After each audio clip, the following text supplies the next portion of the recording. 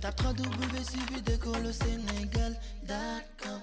À école au Sénégal, c'est facile, tu n'as qu'à te connecter. Tape école au Sénégal, les leçons sont beaucoup plus détaillées.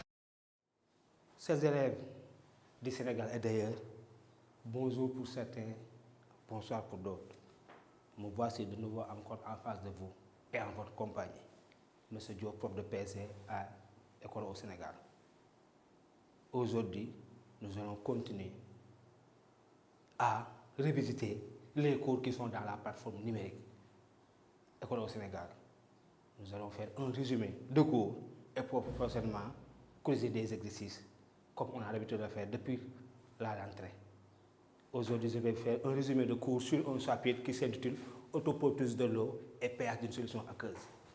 Prochainement, les exercices vont suivre. D'accord? C'est un chapitre, c'est-à-dire qui inaugure, qui étrenne la partie acide-base du programme de chimie.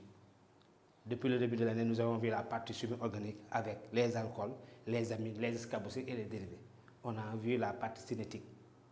Aujourd'hui, pour ce qui reste de l'année, on va s'intéresser aux notions acide-base avec un chapitre introductif qui s'intitule Autoporteuse de l'eau et pH d'une solution aqueuse. D'accord. Maintenant, on va se rappeler de la notion de solution déjà vue en classe de troisième. Chers élèves, qu'est-ce qu'une solution?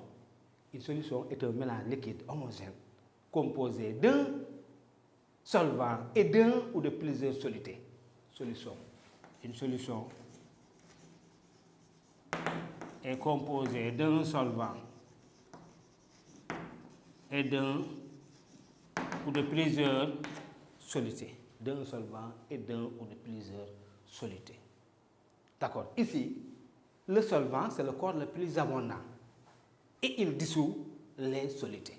C'est le corps le plus abondant. Donc, si vous avez une solution, le corps le plus abondant est le solvant et il dissout les solutés. On peut avoir un soluté ou deux ou plusieurs solutés dans un solvant.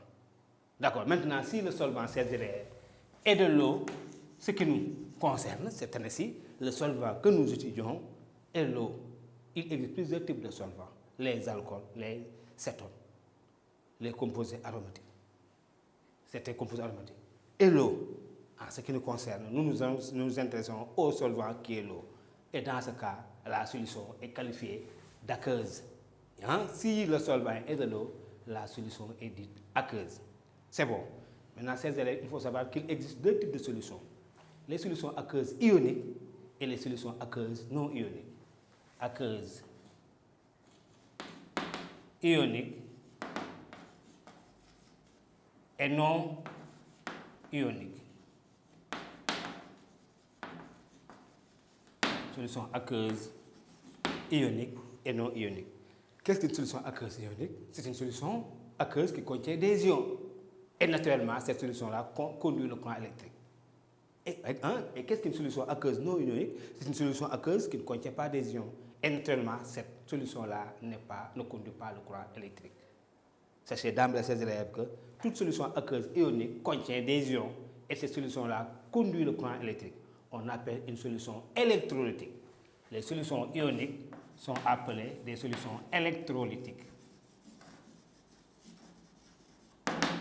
Elles conduisent le courant électrique. Et les solutions aqueuses non ioniques sont des solutions aqueuses isolantes. Elles ne conduisent pas le courant électrique. Ça, c'est très bon à savoir pour le reste du cours.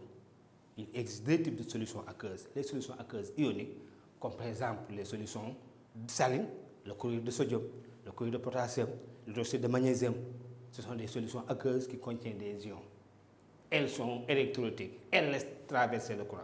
Par contre, les solutions aqueuses non ioniques, comme une solution de saccharose, comme l'éthanol, comme l'acétone, sont des solutions aqueuses non ioniques.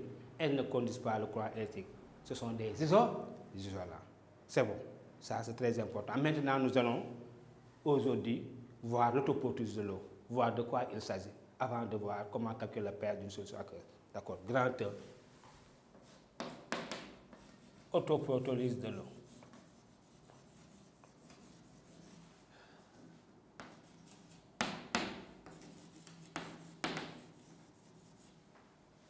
Petit 1, mise en évidence. On va mettre en évidence l'autoportus de l'eau. Chers élèves, nous avons de l'eau pure. Nous avons de l'eau pure qui est versée dans un électrolyseur.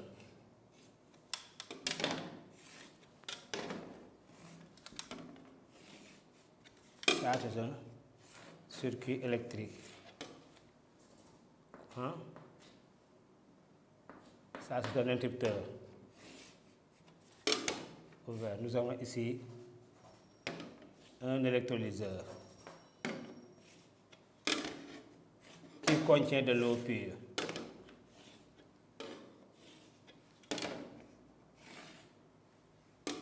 De l'eau pure. Dans l'électrolyseur, ici nous avons un galvanomètre. Radiation 0. Ici, l'interrupteur est ouvert, galvanomètre.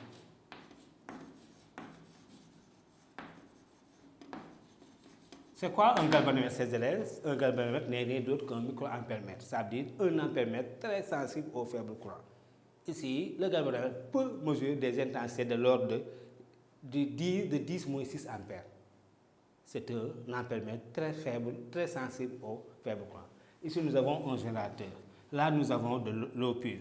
Maintenant, ici, l'interrupteur est ouvert. L'aiguille du galvanomètre reste à sa position 0. Quel est le rôle d'un ampèremètre, d'un microampèremètre ou d'un galvanomètre? Il permet de détecter le passage du courant à travers un circuit électrique. Si l'aiguille du galvanomètre quitte sa position 0 pour une position quelconque, cela traduit que le courant électrique circule dans le circuit. C'est bon. Maintenant, ici, lorsqu'on ferme l'interrupteur, on voit que l'aiguille qui était à la gradation 0 va dévier. Donc, à une gradation quelconque. Du coup, attestant le passage du courant électrique. Cela veut dire quoi? L'eau pure est traversée par le courant. Par conséquent, l'eau pure contient des ions. Toute solution qui laisse traverser le courant électrique est une solution ionique. Ça veut dire que l'eau pure contient des ions. Et ceux qui disaient que l'eau pure ne conduisait pas le courant électrique, faisaient des abus. L'eau pure conduit. Ça veut dire que le courant qui circule dans ce circuit ne peut pas être détecté par un ampèremètre, mais il peut être détecté par un microampèremètre ou un galvanomètre, qui sont des ampèremètres très sensibles au faible courant. Dire que l'eau pure ne conduit pas le courant électrique est un abus de langage. L'eau pure, on va voir qu'elle conduit le courant électrique, mais de façon très très faible.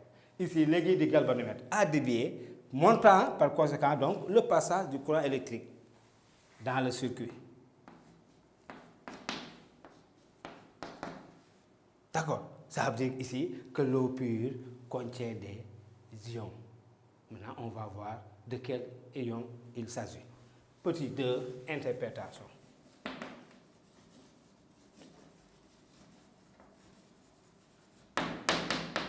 D'accord. Donc ici, qu'est-ce qu'on dira? On dira que deux molécules d'eau se sont ionisées pour donner une molécule d'ion H3+ et une molécule d'ion hydroxyle.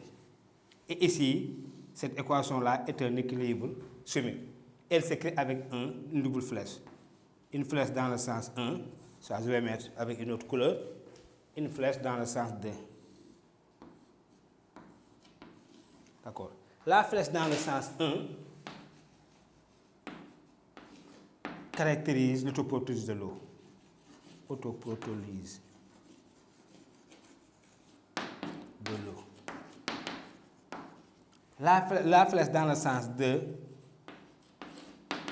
caractérise une réaction acide-base. Réaction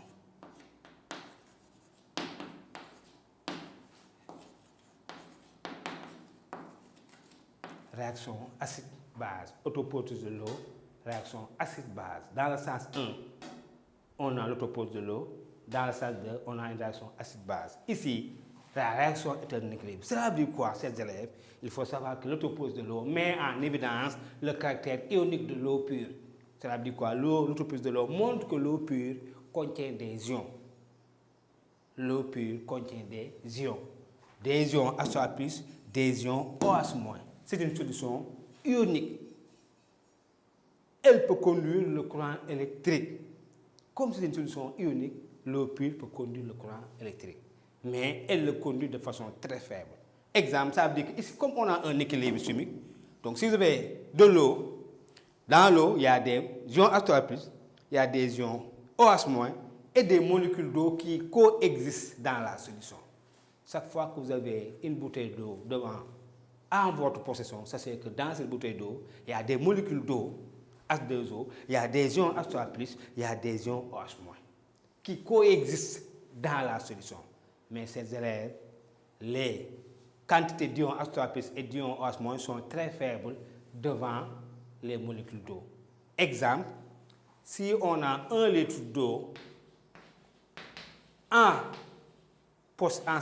notre possession, c'est que ce litre d'eau contient 10 moins 7 mol d'ions H3+, contient 10 moins 7 mol d'ions OH- et 55,55 mol d'eau, H2O.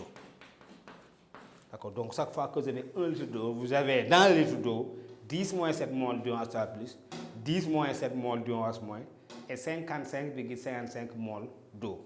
Maintenant, pour montrer qu'il y a plus de molécules d'eau que d'ions H3+ et d'ions OH-, ça c'est que dans 55,5, il y a 555 millions de fois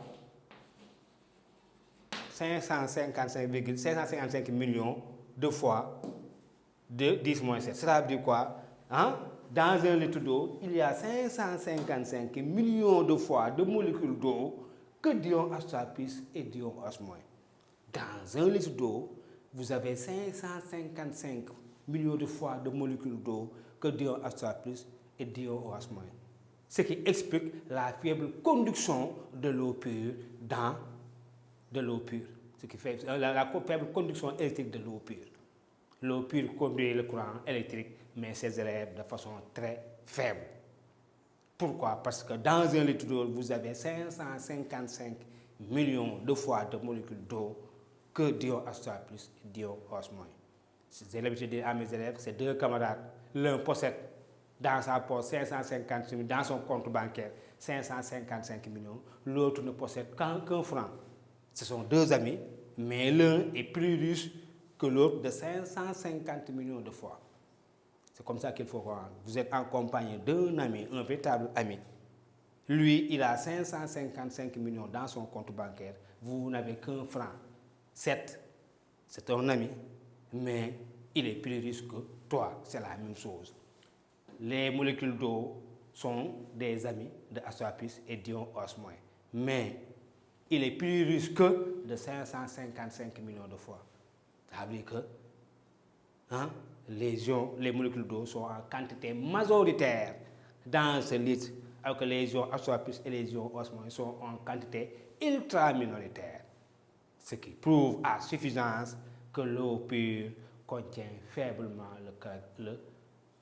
conduit faiblement le courant électrique. C'est ça qu'on appelle le topotype de l'eau. Pour terminer, on dira que de façon très simple, le topotype de l'eau permet de mettre en évidence le caractère ionique de l'eau pure. Il montre que l'eau pure contient des ions. Elle peut conduire le courant électrique, mais de façon très faible. C'est bon.